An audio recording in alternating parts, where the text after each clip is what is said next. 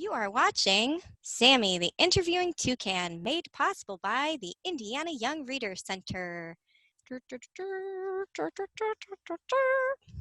Hey, everybody, I'm Sammy, and I'm here today with Indiana author Chris White. Hi, Chris, how are you? Hey, Sammy, I'm doing well. It's really great to meet you. I've heard so much about you. Oh, that's so nice. Well, I've heard a lot about you too. I'd love to hear more. So, can you start by telling us a little about yourself and your connection to the great state of Indiana? I actually moved here to work at DePaul University, which is in Greencastle, Indiana, about almost 20 years ago now. I had just gotten my graduate degree at NYU and was thrilled to get the job here, and I've been working and writing here ever since. Oh, that's so great. Now, are you still at DePauw? Yep, I still teach at DePaul, That's wonderful. especially screenwriting and playwriting at DePaul. Oh, that's wonderful. Yes, because you are a playwright and a screenwriter, but you also are a novelist now. We have your debut book right here, The Life List of Adrian Mandrick. Can you tell us a little bit about your work? You can talk about your novel or your plays, and be sure to talk about this nice little sticker that we've got here on your book. What's that all about? That's the Indiana Authors Award. I was recently awarded, and I'm so happy to have been honored with that award. It's such a great group, and it's such a great tradition, and we're going to be touring around. Authors who won in different categories will be touring around and doing readings, either virtually or otherwise, so we're very excited about that. So yeah, this is my debut novel, but I've been working on it a very long time. It's about an anesthesiologist who lives in Boulder, Colorado, married with 2 kids, who is a top-level birder, and I feel a little sensitive talking with you about this as a bird yourself. He doesn't actually bird internationally, so I don't think he has any toucans on his list, but the list is all the bird species he's seen over the course of his life, and he's got the 3rd longest life list in the North American birding region. And he, in the beginning of the book, gets a call from his long estranged mom that kind of sets him into a spiral avoidance, I guess you might say. And he has a little opioid addiction. Ooh. So he's got that going on. Sorry to talk to you about that. He gets a word of a very famous bird that may or may not be extinct, the ivory-billed woodpecker, which I'm sure you're familiar with, and goes on a journey in search of that bird and sort of trying to escape his past at the same time.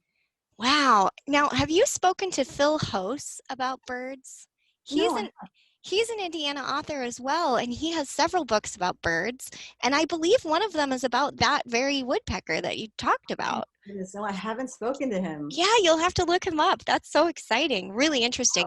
Yeah, and I guess I'll mention, I do normally interview authors that write for children, but I am branching out and flying into new territory here Mhm. and starting to interview a bit more authors that write for grown-ups as well. And I must say, it really is it's really interesting to talk about more serious things like opioid addiction and other topics, although I will say that children's literature certainly dabbles in those kinds of things as well sometimes.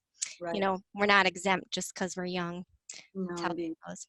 Well, Chris, can you tell us a little bit more about where you are in your creative journey and where do you hope to be someday? Is this the first of many novels, or what do you think? Well, I have written a second novel that is out with my agent now that I'm excited about. Our current situation with the pandemic definitely sort of brought that to a bit of a halt in terms of getting it out to editors, but hopefully before too long some folks will look at it and maybe one of them will want to publish it. I hope. That would be fantastic. Gosh, I hope so too. We would love that, of course. Well, speaking of the pandemic, how are you coping with the health crisis? Do you have any advice for other people? Well, I'm also a professor, as I said, and so I'm teaching all remotely this semester. That's a first for me. We did teach also remotely at the very end of last semester, like most other folks. And so everything is a little different, right? Or some things are a lot different. I'm not sure I have any particularly brilliant advice about how to cope with it. I'm always kind of waffling between the idea of saying, okay, this is an extraordinary time. You've just got to give yourself a little slack. And then the other part of me that wants to just look down and keep working really hard and sort of finding a place to escape. So I'm trying to do a little both. Gosh, I really feel for all educators right now and students. It's such a challenging time for this group of people in particular, I think. Imagine trying to learn and you have to just do it with a screen and you're on your own. I know so many educators have really over the past, several decades have really embraced the idea of learning through groups. Yeah, And it's just super hard to do that right now. it is. And I teach at a small liberal arts college and university. And, that's really our trademark is small classes and lots of student professor interaction. So yeah, we're really feeling it. But there are some advantages. For example, yesterday I had a visiting alum, Femi Akeredolu, from Nigeria, come to visit my class. And I'm not sure I would have thought of that had we not become so Zoom centered. Yeah, and you know what? I So, mean, I never would have done these interviews if it weren't for this. is that right? Yeah. I So, didn't realize that they'd only started since this. Yeah, yeah. that's Yeah. interesting. So, Yeah. we got to find those silver linings, I guess. That's what everybody says. Well, Chris, this is so delightful. I ask all my authors if they want to share something with us. Do you have a little show and tell for us today? Yes, I do. This is a friend of mine who has been on the top shelf in the hall closet for quite some time. And so you talk about isolation. I mean, this has really been very serious for him. And I think he was just excited to be able to sort of, meet a fellow puppet, shall we say. Can I say hello? Yeah, yeah.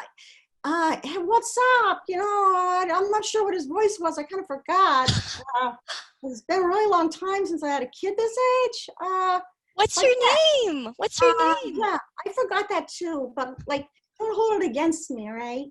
Oh my goodness. Gosh, well you have such a great face and great head of hair and you've got some great ears. I'm really jealous of your ears.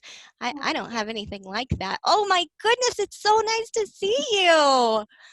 No, I've been doing some reading. This is my reading I've been doing. I noticed you already have that book. I do have that book. A little intense for me, but there are definitely moments of great beauty and joy in it as well. Oh, that's wonderful. Well, if you're interested in birds, because this book is about birds, you might try some more books by Phil Host. Those are a little lighter, but still about birds. Absolutely. We're going to do that. Oh, it's so nice to meet your friend, Chris. I love it. Well, Chris, this has been completely delightful. Thank you so much for talking with me. It was my pleasure. Thanks for having me. Oh, well, this is your favorite Hoosier Toucan, everyone, encouraging you to read local. So long.